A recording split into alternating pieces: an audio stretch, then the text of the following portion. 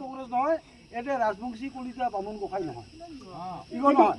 কথা হ'ল কি আৰু বস্তুটো এটা ঘটনা হৈছে কি আমি বস্তুটো এনেকৈ ইগো মনোভাৱ লৈ অহা নাই যে তোমাক ধ্বংস কৰা কেবিকা নহওক। আৰে ভাই তুমি বস্তুটো অসমৰো মই কৈছোঁ চৰকাৰ এখনৰ লগত যুদ্ধ কৰিব নোখোজো, কিন্তু চৰকাৰ এখনৰ লগত যুদ্ধ কৰিব নোখোজিবি। মই ক'লো তাহলে আমাক মাৰি থোৱাই ভাল। মাৰিয়া তোমাক যুগ যুগ আটা পিটা দিলে ভাই যুক্তি দা না ভাই, যুক্তি দা। আমি তোমাক বাঁচা পাইছোঁ, তুমি আমাক তোমাক আমি মীমাংসা কৰিব আহিছোঁ তোমাক। তুমি যদি কৈছো বোলে নাই আমি নকৰোঁ একো, তাহলে আমি কি কয় ডিচিক কম এছ পিক কম বোলে যা তুমি যেনেকৈ মানে বনাও। তুমি এতিয়া পুলিচ জমা কৰি থৈ দিব, ঘৰ বনাই থাকিব, তোমাৰ কি লাভ হ'ব? কি লাভ হ'ব তোমাৰ? কিবা লাভ হ'ব নেকি? আমিও কেবিকে কৈছিলোঁ ছাৰ যে আমাৰ ফালেতো 200 বিঘা খাজ মাটি আছে, সিফালে অলপ আধা লোক, আমাৰ ফালে আধা লোক, আমি ইটোও আগতে কিন্তু আমাকে একেলগে মাৰলেতো নহ'ব। আমি ইটোতো আগতে লগত আমি আলোচনা কৰিছোঁ। মানে মই অলপ কওঁ, মাটিটো মানে 2014 চনতে লৈছে মাটিটো। 13 আৰু 14 আমি জড়িত নহয়, মাটি লোৱাত আমি জড়িত নহয়, কিন্তু কি কাৰণত মানে বনাব নাপাৰিল সেইটো আমি নাজানো। এতিয়া এইটো পৰ্যায়লৈকে আহিছে যে তেওঁলোকে জোৰ কৰি বনাব চৰকাৰে। আমি আপোনালোকৰ কথা এটা চিন্তা কৰি ক'লোঁ, মোৰ তাতে আপোনালোকেও কৈছিল, সেইমতে আমি চিন্তা কৰি ক'লোঁ যে জোৰকৈ বনাব নালাগে আৰু আমি অলপ আলোচনা কৰোঁ। যদি আপোনালোকে ভাবে যে আমাক এইখিনিমান মাটি এৰি দিলে আমাৰ হয়, তেতিয়াহ'লে সেই কথাটো আমি জনাব পাৰোঁ। আচ্ছা ছাৰ, ক'ব খোজোঁ আপোনালোকেতো কৈছিল, আমি গৈছিলোঁ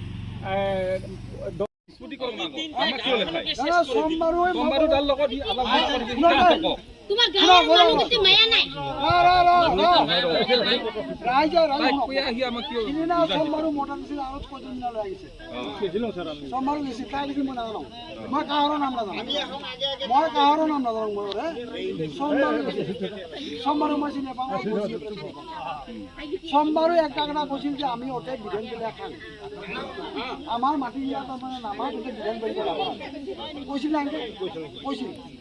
তাৰপিছত গতিকে আমাৰ সেই বিধান পেলাই মাটিখিনি আমাক দিব লাগে, আমাৰ আপত্তি নাই। এনেকৈ কৈ আছিল তো এই যে ইলা যে কৈ আছে, এলা যে কৈ আছে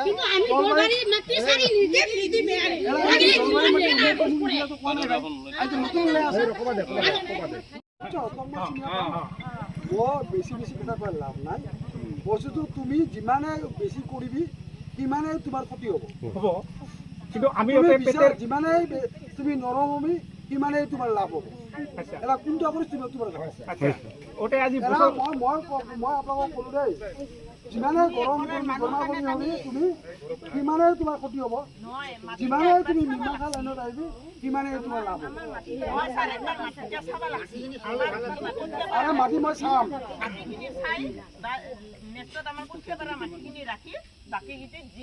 এইটো ভাল ঠিক কথা,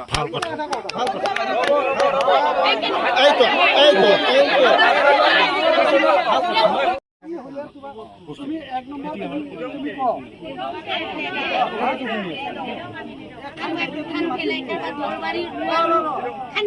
মানে তুমি একটা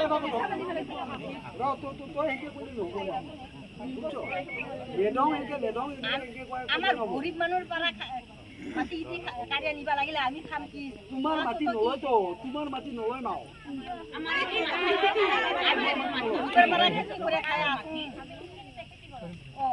কিলা মাটি তো খানি যায় কিবা বিধান বিধান পেলা তো বেশি মাটি নাই, দলবাৰী তলবাৰী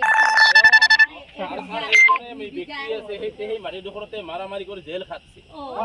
এই যে জলত সেই মাটিডোখৰৰ কাৰণে মাৰামাৰি কৰি আজি কেৰখাবাৰীৰ লগত জেলো খাটছে একমাহ কৰি। আৰু জেল খাটিও তামি এই মাটিৰ গান নাই আমাৰ ইফালে খৰা কৰি দিছে, এক তামি ইফালে খৰা মাৰামাৰি কৰি হেনা মাটি তো ভাগ দিতে জেলো খাটিছে একমাহ কিমান কৰি। আৰু ইবা খৰা কৰি মাটি গো তামি আমাৰ মাটি খিনি কাঢ়ি দিব। আৰু খৰা কৰি ভাগেৰ খিনি হেনে হৈ আছে।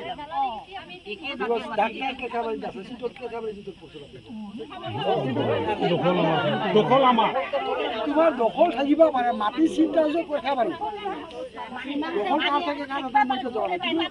চিটটা হৈছে কেৰখাবাৰী কথাটো বুজি ক'ব দেখটো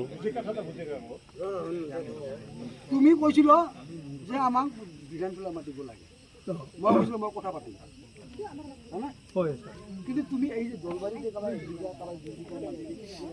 কোৱা নাই কিন্তু মিছা এটা নকবি মিছা এটা তোমাৰ সন্মুখত কি আছো তুমি মিছা এটা তুমি কোৱা নাই আজি এৰা ইমি ক'বাৰ হৈছে যে আমি কি কৰিম ইমি কৈ আছে যে আমি যে দলবাৰীত যে আমি 1 বিঘা 1.5 বিঘা পৰা মাটি দেখি দি আছোঁ আমি সেইখিনি মাটি দিলে আমি কি কৰিম তোমাৰ যিগ যে বিধান পেলাব জাগা নাই আমাৰ সব দহা মাটি গতিকে ওতে আমি বিধান পেলাম কি কৰি তুমি কৈছিলোঁ এলা উমি কৈ আছে যে নহয় আমি ওতে বড়োধান ৰুম বড়োধানতে ৰুম গতিকে আমাৰ এই 2 বিঘা 1 বিঘা মাটি আমি দলবাৰী বিয়া আছে যে দখল কৰি আছোঁ কি কৰোঁ আমাৰ কি হ'ব তুমি দিব কথা কোৱা নাই এলা কথাটা হৈছে কি তোমাৰ এটা নিজৰ স্বাৰ্থত লাগি আহিছোঁ নিজৰ স্বাৰ্থ তুমি তাৰমানে ৰাজহুৱাভাৱে স্বাৰ্থৰ কথাটো তুমি চিন্তা কৰা চবৰে স্বাৰ্থৰ কথা চিন্তা কৰা কৈছিলি ছাৰ এখন লিখিত দিবা আমাক বিধান বাৰীখিনি এখন লিখিত দিবা কৈছিলি আমাক তুমিতো দিয়া নাই দিয়া নাই ছাৰ এই কাৰণে আমি ৰাইজৰ লগততো বুজিব লাগিব আমি বুজাই নাই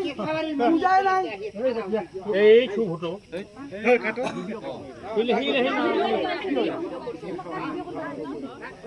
মানে খাৰা হ'ল কি হ'ল কি হ'ল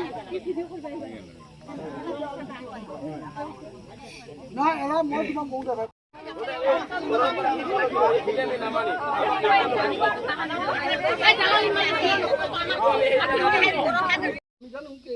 হৈ আছে কিন্তু ইতিমধ্যে একদম বন্ধ কৰি দিলে